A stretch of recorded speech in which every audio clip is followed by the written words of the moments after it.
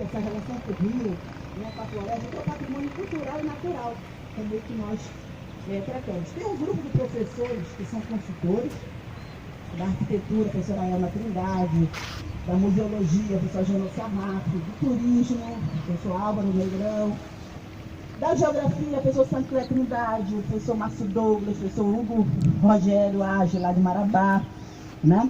Então, são professores que são consultores das pesquisas que são realizadas para a montagem do roteiro. Tem toda uma produção cartográfica que a gente ainda não deu para fazer de Coraci, mas já está pronto pelo menos 3 roteiros. Quando vocês forem da Cidade Velha, tem o mapa folder, né? O folder mapa, né, do roteiro, que a gente distribui, né? E quando a gente consegue financiamento, a gente imprime. Então, aos poucos, nós vamos fazendo dos outros roteiros, Coraci também nós devemos fazer, né? É um projeto já premiado pelo IFAM, reconhecido como uma ação da educação patrimonial, o Prêmio Nacional do IFAM, Rodrigo Melo Franco, em 2016, né? E é um projeto que tem essa importância realmente de falar da cidade, do espaço urbano, a partir dessa caminhada, porque você só pode defender, né, a cidade, né, o seu bairro, a sua rua, se você conhecer.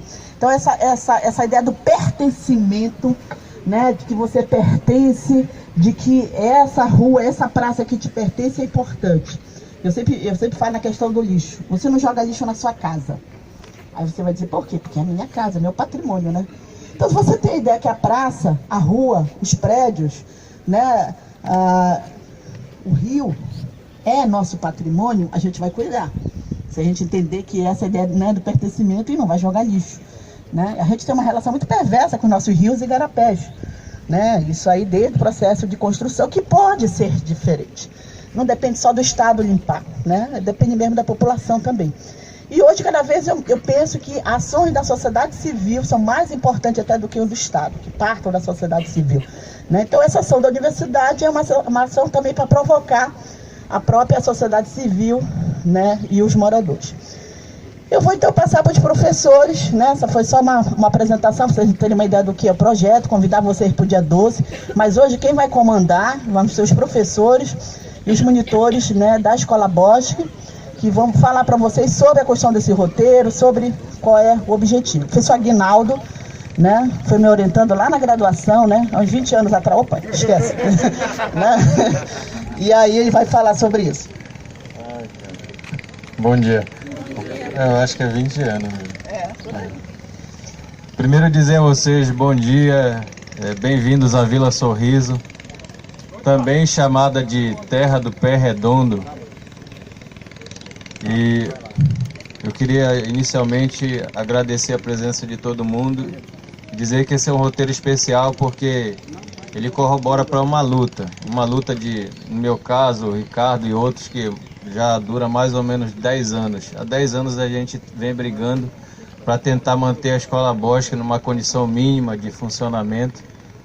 Não só porque a gente é professor da instituição, mas porque você tem uma relação direta com as comunidades das ilhas, especialmente com a ilha de Caratateu, um espaço que é marcado pelo abandono do poder público, que só lembra da comunidade de Caratateu quando a gente tem eleição, aí você tem essas ações de asfalto num lugar e não no outro, algumas ações bem pontuais, e aí a comunidade ela convive com abandono direto. A Escola Bosque é um espaço, acima de tudo, de resistência porque só nesse projeto da professora Goretti aí, que chegou para nós em 2014, mas a gente já tinha desenvolvido o roteiro aqui em alguns outros momentos.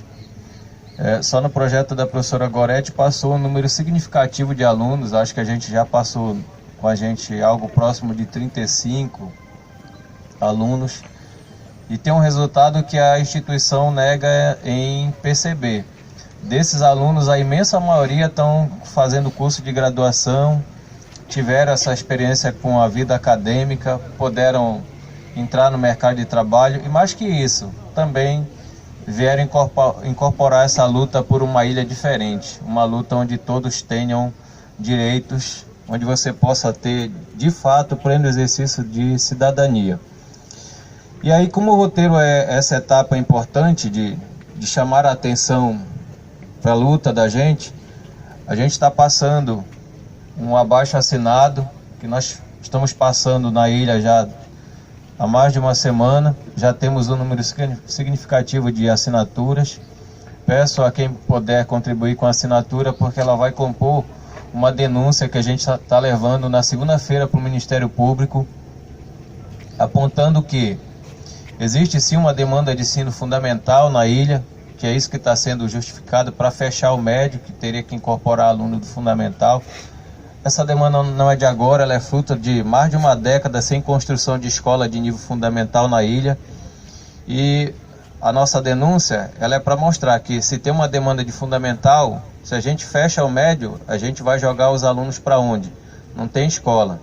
Em Caratateuá, só 2 escolas atendem ensino médio, só a Escola Bosque e a Escola do Outeiro, tá? A Escola Bosque vive os seus problemas, a Escola do Outeiro vive problemas da mesma monta, de falta de material, situação de violência. Agora deu uma amenizada um pouco por conta da reativação do Cefap lá, que a gente tem que reconhecer, embora esse não seja a única ponta de atuação de segurança que você tem que valorizar.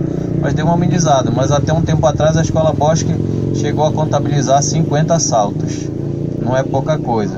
Então, tá passando essa lista aí porque de fato não tem para onde o aluno ir, não tem perspectiva. Você puder contribuir, vai passar também um livro de assinaturas que a gente vai aprendendo com o tempo, que você precisa articular esses contatos. Eu, um dia conversando com o Apolo, que não sei se o Apolo já chegou por aí, que vai abrilhantar nosso trabalho, vocês vão conhecer o poeta Apolo de Caratateuá. O Apolo dizia, a gente vai salvar o mundo quando a gente conseguir se articular em torno de causas comuns. E a forma de articulação hoje são as redes sociais, o Facebook e outros.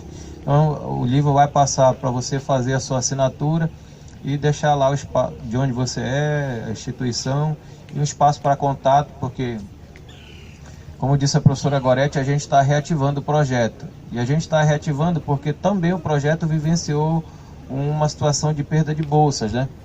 Nós já chegamos a ter 7 bolsas na Escola Bosque, depois as bolsas foram diminuindo por conta de redução de recursos do governo federal, e com o discurso da crise reduziu ainda mais, a gente ficou com uma quantidade muito pequena.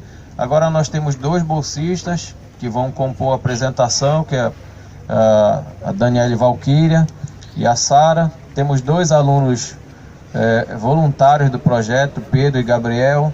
E temos, felizmente, a parceria de um mundo de gente que nos ajuda nessas atividades. A professora Camila Pires, que vem da Engenharia Ambiental, Rose, que vem da Sociologia, Nairo, que é da Matemática, que é o nosso suporte dentro do Sintep, professora Amanda, que é da Geografia também. Deixa eu ver, tem mais... tem o pessoal da Residência Pedagógica, que chegou agora para a luta, falei a Rose. E tem na verdade um emaranhado de gente que está nos ajudando já há um tempo para manter a escola viva. Então hoje a gente vai, na verdade esse momento de chamar a atenção. Na segunda-feira, se você de repente tiver interesse, nós vamos ter uma sessão no Ministério Público lá em Belém, que a gente está agregando aí a maior quantidade de pessoas possíveis, né? Porque a ideia dessa sessão é que, na verdade, houve uma recomendação do Ministério Público para o Brasil todo, não foi para Belém, e depois o Ministério Público daqui repassou para as prefeituras, e a Prefeitura de Belém está usando isso para legitimar o fim do ensino médio. A recomendação diz que os municípios não podem gastar mais com o ensino médio do que com o fundamental, tá? Isso é lei, está lá na LDB, só que no caso de Belém não se gasta mais com médio, porque a gente só tem uma escola de médio, entendeu? Então, o nosso número de alunos perto do universo de alunos que estão no fundamental é muito pequeno, tá? Na verdade, são questões políticas. Eu acho que tem a ver também com o fato de que o partido que governa a prefeitura perdeu a eleição dentro de Caratateuá, né? Então tem várias situações de represária mesmo. Então a gente vai, para não me alongar muito, eu passo a palavra para o Ricardo, e o Ricardo encaminha a fala das meninas que começa a apresentação aqui. Por sinal, para você saber, a gente está no lugar, existe uma perspectiva, existe uma versão para isso, de que Belém nasceria aqui onde a gente está. Mas há mais de 300 anos atrás, os portugueses chegaram aqui com a intenção de construir um forte. Essa informação foi dada pelo Guimarães, que segundo ele, os portugueses chegaram aqui em 1650, porque eles seriam privilegiados pela vista, como vocês podem ver, para possibilitar a visão das embarcações que viriam para cá. No caso, se houvesse um ataque, eles poderiam estar cientes e teriam essa visão. Só que, como vocês podem ver, aqui existe um furo do Maguari. E por conta disso, eles resolveram não construir o forte aqui, porque eles poderiam ser ameaçados. Eles não poderiam ver embarcações que viriam por ali, e então eles resolveram se deslocar aonde nós sabemos onde atualmente é o forte, lá na Cidade Velha, e construíram um forte lá. Então, a princípio, a ideia da construção de Belém seria aqui em Coraci, onde eles construiriam o forte, né, e para ter essa visão. E o primeiro nome que a Icoraci recebeu foi Ponta do Mel, porque quando eles chegaram aqui, havia muitas colmeias no local. E aí eles deram esse nome aqui em Coraci. E a primeira delimitação oficial que eles tiveram foi os terrenos entre o Igarapé, Paracuri e a Ponta do Mel. E eram os igarapés, eram os terrenos, né, eram duas fazendas, as fazendas Pinheiro e Livramento. Inclusive, foi depois, por isso depois a Icoraci recebeu outros nomes, que foi a Vila São João do Pinheiro, recebeu o nome de Santa Isabel do Pinheiro, depois foi chamada apenas Pinheiro, e em 8 de outubro de 1869, ela foi reconhecida oficialmente como povoado. E logo depois foi que recebeu o nome de Santa Isabel do Pinheiro, que foi por conta do governo principal do Pará, que comprou as fazendas Livramento e a Fazenda Pinheiro. E aí logo depois recebeu o nome de São João Batista. Em 1895 ela foi elevada à categoria de vila oficialmente e recebeu o nome de São João do Pinheiro. E aí a minha colega Daniela aqui vai explicar para vocês outras questões que estiveram ligadas, que foi a construção da estrada Belém-Bragança. Bom dia, eu sou a Dani, como o professor já me apresentou. Eu sou aluna do 2º ano do ensino médio da Escola Bosque e eu vou iniciar minha fala em 1906, que é a continuação da fala da Sara, que foi o ano em que a estrada de ferro foi estabelecida, que foi a estrada que ligou Belém a Bragança.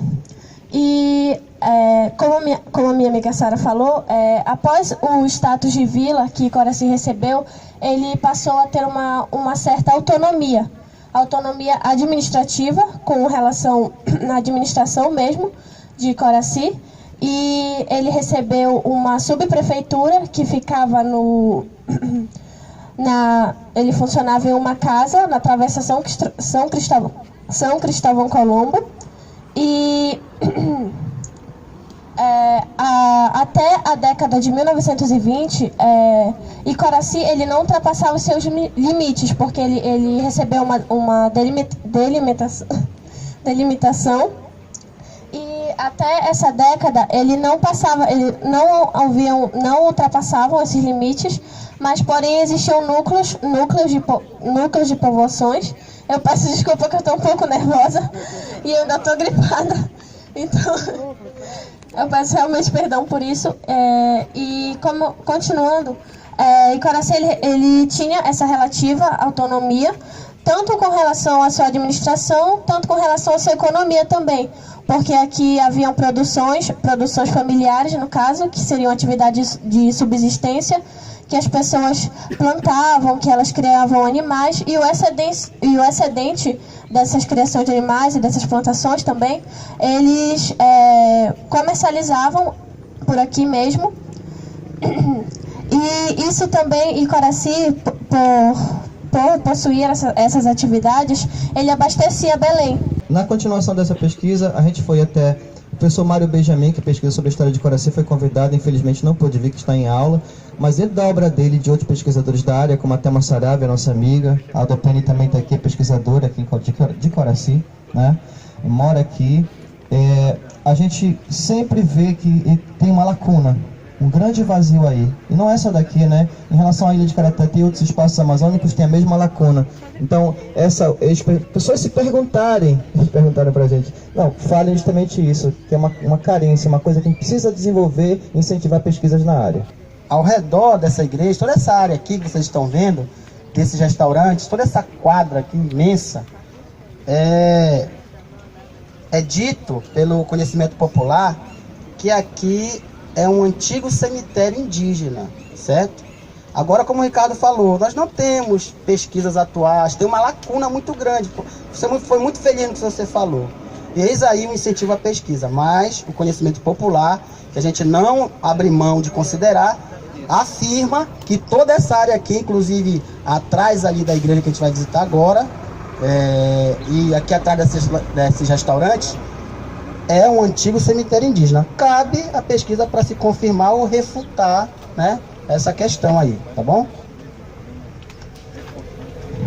Sim, eu tenho uma pequena dúvida. Quando a Sara fez a apresentação dela, ela se referiu... Oi?